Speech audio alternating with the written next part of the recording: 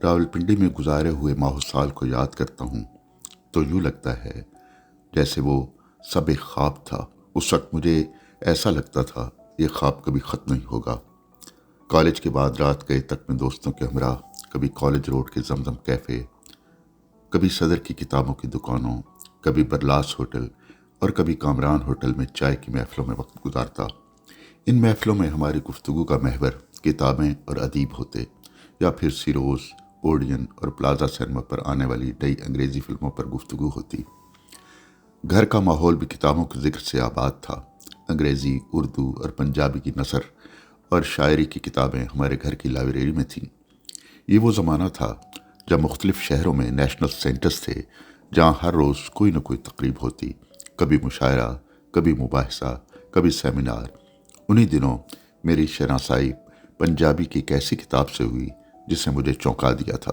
یہ پنجابی کے معروف شاعر موہن سنگھ کی شاعری کی کتاب ساوے پتر یعنی ہرے پتے تھی۔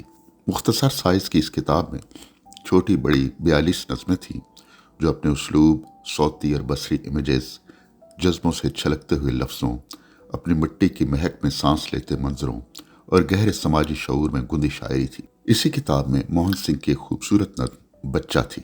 اس نظم کی 2 سطریں ملاحظہ کریں اور استعارے کی تہداری پر داد دیں۔ بچے جیا نہ میوہ ڈٹھا، جتنا کچا اتنا میٹھا، یعنی میں نے آج تک بچے جیسا پھل نہیں دیکھا، یہ جتنا کچا ہوتا ہے اتنا ہی میٹھا ہوتا ہے۔ پنجابی زبان میں شاہ حسین، وارث شاہ، بابا فرید، بلے شاہ، سلطان باہو، میاں محمد بخش جیسے بلند قامت شاعروں نے پنجابی کو باثروت بنایا۔ یہ پنجابی شاعری کا کلاسیکی شاعری کا دور تھا، لیکن موہن سنگھ کی شاعری کا آہنگ جدید تھا۔ میں اس کتاب کو جو پڑھتا گیا، مجھ پر موہن سنگھ کی تخلیقی صلاحیتوں کے درواہ ہوتے گئے۔ میرے دل میں خواہش پیدا ہوئی کہ یہ کون شاعر ہے جس کی شاعری میں اپنی مٹی کی خوشبو مہکتی ہے۔ ذرا تحقیق پر پتہ چلا کہ موہن سنگھ کا آبائی گھر تو دھمیال میں تھا، جو میرے دلبر شہر راولپنڈی سے متصل ہے، اور جہاں میرے میٹرک کے اردو کے استاد بھی رہتے تھے، جن سے ملنے میں کئی بار دھمیال گیا۔ اسی دھمیال میں پنجابی شاعری کو نیا آہنگ دینے والا موہن سنگھ پیدا ہوا، جس نے مقدار اور معیار کے حوالے سے پنجابی شاعری میں اہم کردار ادا کیا۔ موہن سنگھ کے والد جوت سنگھ پیشے کے لحاظ سے ڈاکٹر تھے۔ ان کا آبائی گھر تو دھمیال میں تھا، لیکن ملازمت کے حوالے سے مختلف شہروں میں رہتے تھے۔ یہ ان دنوں کی بات ہے جب وہ مردان میں پریکٹس کر رہے تھے۔ 1905 میں ان کے گھر ایک بچے نے جنم لیا جس کا نام موہن سنگھ رکھا گیا۔ جلد ہی جوت سنگھ دھمیال میں واقع اپنے آبائی گھر آ گئے۔ پھر دھمیال کی انہی گلیوں اور کھلی فضاؤں میں موہن سنگھ پلا بڑھا۔ اس نے 5ویں جماعت تک تعلیم دھمیال کے پرائمری اسکول میں حاصل کی۔ 6ٹھی سے 8ویں کلاس تک تعلیم راولپنڈی کے قدیمی محلے کرتارپورہ کے اسکول اور پھر 9ویں 10ویں کی تعلیم لدھیانہ کے اسکول میں حاصل کی۔ یہ وہ زمانہ تھا جب بچوں کی شادیاں جلدی کر دی جاتی تھیں۔ موہن سنگھ کی شادی بھی 18 سال کی عمر میں کر دی گئی۔ اس کی بیوی کا نام بسنت تھا۔ بسنت اپنے نام کی طرح خوبصورت تھی۔ اس سے پیشتر موہن سنگھ کی شاعری میں دلچسپی کا آغاز ہو چکا تھا۔ اب اس کی زندگی میں بسنت آئی تو زندگی اور حسین ہو گئی، لیکن خوشیوں کا یہ عرصہ مختصر تھا۔ شادی کے 4 سال بعد ہی بسنت کا انتقال ہو گیا۔ یہ حادثہ موہن سنگھ کی زندگی میں ایک گہرا خلا چھوڑ گیا، جس کا اثر آخر دم تک رہا۔ 6 سال گزر گئے۔ پھر دوستوں کے کہنے پر اس نے سرجیت کور سے شادی کر لی۔ اب اس نے منشی فاضل کا امتحان پاس کر لیا تھا اور پنجاب کے قصبے خانے وال کے ایک اسکول میں پڑھانا شروع کر دیا تھا۔ لیکن یہ موہن سنگھ کی منزل نہیں تھی۔ وہ آگے اور آگے بڑھنا چاہتا تھا۔ اس نے اورینٹل کالج سے فارسی میں ایم اے کیا اور امرتسر کے خالصہ اسکول میں ملازمت کا آغاز کیا۔ یہ عرصہ موہن سنگھ کے لیے فنی زندگی کا اہم موڑ تھا۔ یہیں پر اسے سنت سنگھ، تیجا سنگھ اور گربچن سنگھ کی محفلیں میسر آئیں۔ ان محفلوں میں کتنے ہی ادبی موضوعات زیر بحث آتے، مختلف زبانوں میں ادبی رجحانات پر بحث ہوتی۔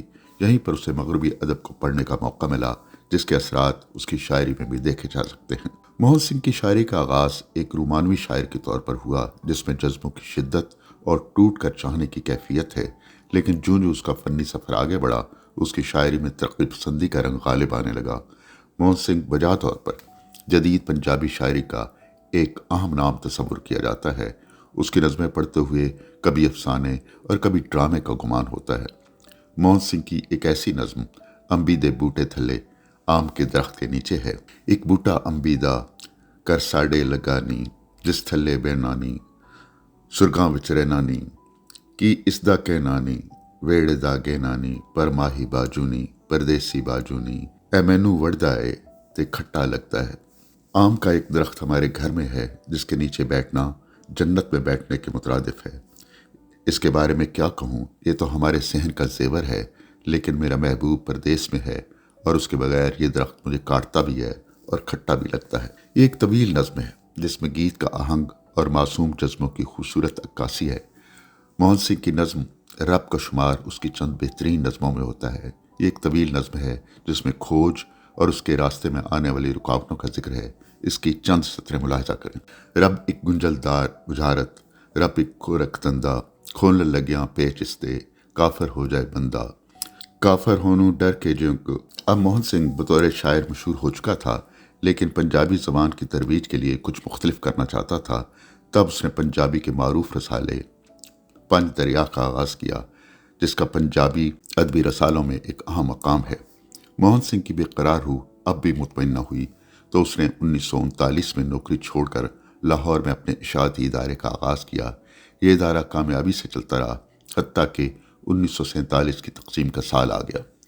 सरहद के दोनों तरफ फसादात शुरू हो गए। मोहन सिंह सोचने लगा, तो क्या वो लाहौर और रावलपिंडी से जुदा हो जाएगा? वो गली कुचे उसके लिए पराए हो जाएंगे जहाँ उसने अपने बचपन और लड़कपन के दिन गुजारे थे, जहाँ उसे बसंत पहली बार मिली थी, जिसने उसकी ज़िंदगी में रंग बखेर दिए थे। फिर वो दिन आ ही गया जब वो सरहद की लकीर पार कर रहा था, अपने दिलबर शहर को छोड़कर हिंदुस्तान जा रहा था। उसके दिल का अजीब आलम था। वो बार बार पीछे मुड़कर देख रहा था। उसे यूं लग रहा था जैसे वो अपनी ज़ात का एक हिस्सा यहीं छोड़कर जा रहा है। 1947 में मोहन सिंह सब कुछ छोड़कर अमृतसर चला गया। उसने कभी नहीं सोचा था कि एक दिन उसे अपना आबाई गांव धमियाल छोड़ना होगा, पोठवार की सैरंगेज हवाओं से जुदा होना होगा। वो अमृतसर तो चला गया था, लेकिन उसका दिल कहीं छोड़ी हुई मंजिल में धड़क रहा था। अब यही हकीकत थी और मोहन सिंह ने इस हकीकत को तस्लीम करना था।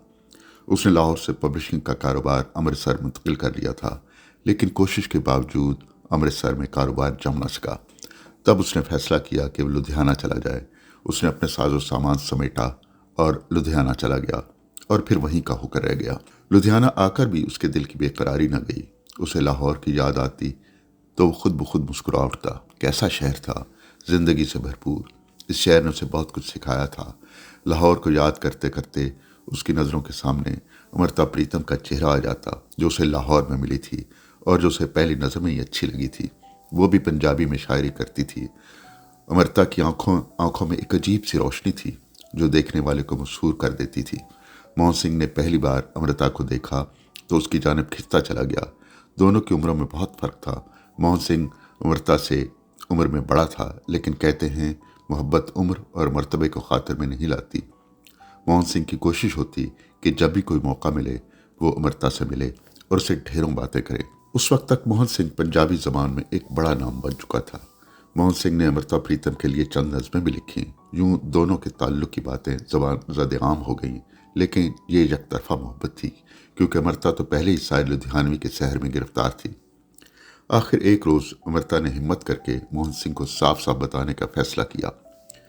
अपने खुदनविश्त रसीदी टिकट में वो इस मुलाकात का अहवाल लिखती है कि जब मोहन सिंह अमृता के घर आए, अमृता ने उन्हें बताया कि मोहन सिंह जी, मैं आपकी दोस्त हूँ, आपका एहतराम करती हूँ, आप और क्या चाहते हैं? मोहन सिंह ने जवाब में कहा कुछ नहीं, और फिर बाद में मोहन सिंह ने एक मुख्तलिफ नज़्म लिखी जिसमें अमृता के अल्फाज दोहराए गए थे। मैं आपकी दोस्त हूँ, मैं आपकी दोस्त हूँ, आप और क्या चाहते हैं? और साथ ही अगली सत्र में उदासी भरे लहजे में लिखा था, मैं और क्या चाहता हूँ। मोहन सिंह एक हसास दिल का मालिक था। यही हसासियत उसके अंग अंग में शायरी बनकर दौड़ती थी। खूबसूरत मंजर और किरदार उसकी शायरी का आब हयात पीकर अमर हो जाते थे। यूँ उसकी शायरी में देहात के आम किरदार भी ख़ास बन जाते, और यही मोहन सिंह के फ़न का कमाल था। मोहन सिंह की नज़्म पोठवार दी कुड़ी एक ऐसी नज़्म है। मोहन सिंह की एक और नज़्म उडीक यानी इंतज़ार मुलाहिजा करें, जिसमें पोठवार की ऊंची नीची ज़मीन की ढक्कियों के मनाजर, महबूब की दूरी और इंतज़ार की शिद्दत की कैफियत है। ये बात आम है कि पोठवार के नौजवानों की अक्सरियत नौकरी की तलाश में घरों से दूर होती है। कभी कभार वो छुट्टी पर कुछ दिनों के लिए घरों को वापस आते। सरगी वेले सुफना डिठा, मेरे सोने आओ नाजनी, पई चढ़ा में मुड़ मुड़ कोठे, कर कर लखां भजनी, तड़कूं तड़कूं कोठी करती, फड़कूं फड़कूं रगनी, कदन टक्यूं उच्ची होसी, ओ शिमले वाली पगनी। अला सुबह मैंने ख्वाब देखा है कि आज मेरा महबूब आएगा, इसलिए मैं 100 हीले बहाने करके बार बार छत पर जाकर उसकी राह तकती हूँ। मेरे मन में अजीब सा इस्तराब है और रगें जैसे टूट रही हैं कि अब कब उसकी शिमले वाली पगड़ी इस बुलंदी से उभरेगी। मोहन सिंह की जिंदगी में एक अजीब सी बेकरारी थी। हर दम कुछ नया करने की धुन, हर लहजा एक नए ख्वाब की आरजू, नए मंजरों की यही तलब उसकी शायरी में यहाँ वहाँ नजर आती है।